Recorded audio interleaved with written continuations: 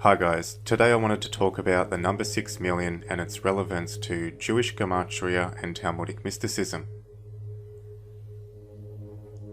A very well known, if not iconic, mythical belief surrounding the Jewish Holocaust is that Hitler and the Nazis carried out the systematic murder of 6 million Jews via a gassing operation and disposed of through a burning and cremation process.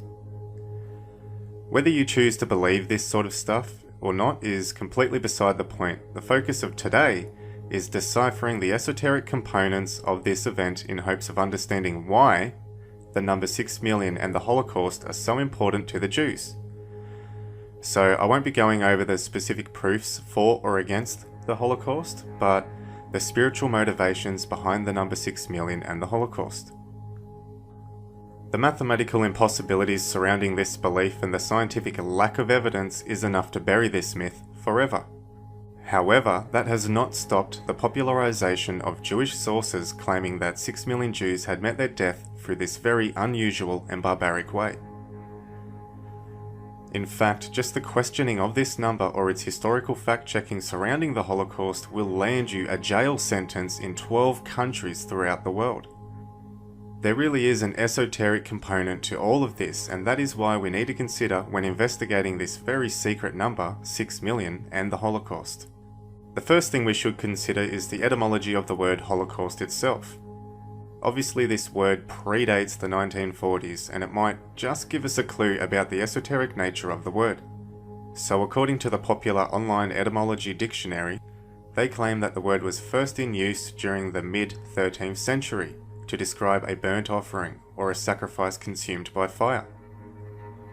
Also taken directly from late Latin holocaustron, or from the Greek holocauston, meaning a thing wholly burnt. And even that derives from holos, meaning to burn. Now these are the parts that you need to remember for later on, because it basically boils down to it being a whole sacrifice of some kind and its relation to being consumed by fire. The website also claims down the bottom that originally a Bible word for burnt offerings given wider figurative sense of massacre, destruction of a large number of persons. The Holocaust Nazi genocide of European Jews in World War II, first recorded in 1957, earlier known in Hebrew as Shoah, meaning catastrophe. The word itself is used in English in reference to Hitler's Jewish policies from 1942, but not as a proper name for them. So keeping this information in mind, of the word Holocaust, let's now look at the number 6 million and its esoteric meaning. Many people claim that Jewish prophecies in the Torah require that 6 million Jews must vanish before the state of Israel can be formed. But the problem here is, for the common man researching this, is it doesn't actually say that at all. When examining the different translations and versions, it is really up to interpretation. However, there are a few passages in the Torah which lead many rabbinical scholars, Jews, and even Christians to believe that the passage like Leviticus 25:10 are pointing to the relevance of 6 million Jews within Jewish mysticism. Leviticus 25:10 reads as follows: "And ye shall hallow the earth 15th year, and proclaim liberty throughout the land unto all inhabitants thereof." From an exoteric viewpoint, there isn't anything in this passage. However, from the eyes of the rabbinical Jews who hide secrets behind words, numbers, and symbols, it means a great deal more. In the Hebrew text of the Torah prophecies, one can read, "You shall return." In the text of the letter V, or vowel, is absent, as Hebrew does not have any numbers. The letter V stands for the number 6. This also becomes clear because the passage, "Ye shall return," is consistently and purposely misspelt in the Hebrew characters. So it should spell tashvu and not val, so it literally comes back to this number 6. Also, Ben Weitraub, a religious scientist, learned from rabbis that the meaning of this missing letter means the number is 6 million. The prophecy then reads, "You will return, but with 6 million less." According to his book, Holocaust Dogma of Judaism, Cosmo Publishing, Washington 1995, page 3, The missing 6 million must be so before the Jews can return to the Promised Land.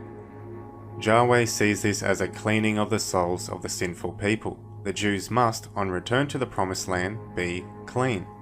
This cleaning shall be done in burning stokes. Now this is where it gets a little bit complicated, because clean doesn't necessarily mean body hygiene. It literally refers to the purity of one's faith and the dedication to the law being the Torah. So if a Jew was unclean, he would be a Jew who was not true to his religion, or someone who potentially participated in unethical behavior. This also becomes more clear when you understand the nature of Judaism. According to their beliefs, every time the Jews became unclean and started worshipping false gods, they were removed from the land of Israel. Every time they were clean or cleansed of their evil deeds, their God, according to their beliefs, brought them back to the land of Israel. So from the esoteric perspective of the Holocaust, the Jews believe that God created a cleansing, a burnt sacrifice by which the Jews would be able to return to the land of Israel. Through the esoteric deciphering of Talmudic and Jewish texts, one is able to lift the veil and understand what is really going on. You see, whether 6 million died in the actual Holocaust or not is beside the point for these esoteric rabbis, as its meaning is literally far more greater and more complicated than anything the Gentile stock, non-Jew, would be able to understand. As exoterically, the number 6 million isn't actually present in the English version of the Torah. As a matter of fact, Robert B. Goldman writes, "Without the Holocaust, there would be no Jewish state. A simple consequence, given 6 million Jews gassed at Auschwitz who ended up in the burning ovens." The Greek word Holocaust also means burnt offerings. Therefore, the prophecy has now been fulfilled according to their beliefs, and Israel can become a legitimate state. The number sequencing and code ciphering of Jewish literature is not something that people have just made up in order to find things that aren't there. It is something that is very real, and it actually falls into something called Jewish Gematria, which actually originated as an Assyrio-Babylonian Greek system for alphanumeric code cipher, later adopted into Jewish culture. And its purpose is to assign numeric value to a word, name, or phase in the belief that the words or phases with identical numeric values bear some relation to each other or bear some relation to the number itself, as it may apply to nature, a person's age, the calendar year, or so on. This might seem a little bit complicated at first, but bear with me. Similar systems, some of which derived from or inspired by Hebrew Gematria, have also been used in other languages and cultures, like Greek, Arabic, and English. One of the best known examples of Hebrew Gematria is the word chai, meaning alive, which is composed of 2 letters that add up to 18, 1 and 8. This has made 18 a lucky number amongst Jewish people, and it is for this reason that gifts of money, donations given in multitudes of 18 are very popular. It is also quite ironic that the modern day neo-Nazis would glorify the number 18 as its alphanumeric value represents the initials of Adolf Hitler. However, this methodology is literally taken out of Jewish Gematria, and although the term Jewish Gematria is Hebrew, it actually is derived from the Greek word Gematria, meaning geometry. Is this starting to sound familiar now, folks, or do I have to give you a clue? I'll give you a clue. They hide meanings behind words and numbers, and one organisation acting as a smokescreen for implementing Jewish power who uses this Gematria are the Freemasons. Freemasonry is the clue here. I won't spend too much time on this topic of Freemasonry, but if you want to do some research on the esoteric symbology of Freemasonry and its founding philosophers like Pythagoras, you will see that they are embracing a form of Kabbalah, ancient traditions and teachings reserved for the few. These people are imbued with Kabbalistic knowledge from the Jews who had been released from Babylonian captivity many years ago. Much of this knowledge would then go on to form some of the structure of Freemasonry and even Catholicism. Many have suggested that the letter G in the Masonic square and compass symbol literally means geometry, and one of the things Freemasonry is known for is their extremely cryptic symbology and their Freemasonic double meaning. If this topic of Jewish Gematria or the origins of Freemasonic cryptology seems a little bit complicated to understand, don't panic, because that's the way it's designed. It is not meant to be properly understood by the general public, the Goyim.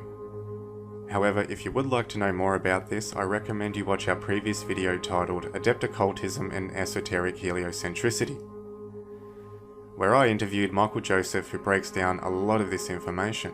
I'd also recommend finding a book called Solving the Mysteries of Babylon the Great, written by a man called Edward Hendry, who does an excellent job of making sense of this. If you follow the roots of political Zionism in history, you will be able to match it up with very interesting headlines and writings found in newspapers and books. In fact, since the inception of political Zionism to the Nuremberg trials in the late 40s, you can find over 200 times a reference to 6 million Jews dying, at risk of dying, or completely being persecuted. And here are just some examples. June 11, 1990, the New York Times, page 7, Rabbi Weiss's addresses, "There are 6 million Jews living, bleeding, suffering" arguments in favour of Zionism. Fast forward to 1906, Dr. Paul Nathan advises to the New York Times that 6 million Jews are at the risk of extermination by Russian leadership who had, quote, "a solution to the Jewish question," unquote. 1911, Max Nordau, a co-founder of the World Zionist Organization together with Theodor Herzl, warns of the annihilation of 6 million people at the Congress in Basel, Switzerland. And this was 22 years before Hitler came to power and 3 years before the start of World War I. And in 1919, you have the very first claim of 6 million Jews actually dying in a Holocaust after World War I in the American Hebrew Journal. Although this myth never really caught on and nobody really believed it, it was one of the first of many claims that 6 million Jews had died in a Holocaust. All of these obviously predate the start of World War II. By the time you actually fast forward to the Nuremberg trials, the number 6 million Jews facing extermination or persecution had been mentioned around 200 times. And if you do the math, it is pretty ridiculous, because obviously 6 trillion Jews have not met death or persecution. But the constant repeating of this information is what is important to the Jew. The reason isn't so much to convince the Goyim, the non-Jew, that Hitler killed 6 million Jews, it is more to do with convincing themselves that God's prophecy had been fulfilled and they have divine justification for the extermination of the Palestinians. Because from the rabbinical perspective, it is the will of their God, and in their eyes, they are God's chosen people. And just a quick note on the Nuremberg trials, since we are on the topic of 6 million, it is really worth noting that the Nuremberg trials proved to be one of the greatest legal cover-ups in history. The whole trial itself was a farce in which Nazi group leaders literally had confessions beaten out of them prior to their execution. One of these confessions presented to the Nuremberg trials was a testimony provided by a man called William Hoetel, where he had claimed, not that he knew, but that someone told him 4 million Jews were murdered in the concentration camps and 2 million had met death in other ways. It was this unsupported, unproven claim that would then go on to give judicial authority to the notion of 6 million Jews meeting their deaths because of the Holocaust. So from the perspective of Jewish rabbinical mystics and philosophers, they would see the Nuremberg trials as acceptance for the interpretations of Leviticus and other quotes found in the Talmud. 6 million Jews being sacrificed is the cost for the land of Israel in the eyes of some of these people, through this burnt offering of cleanliness.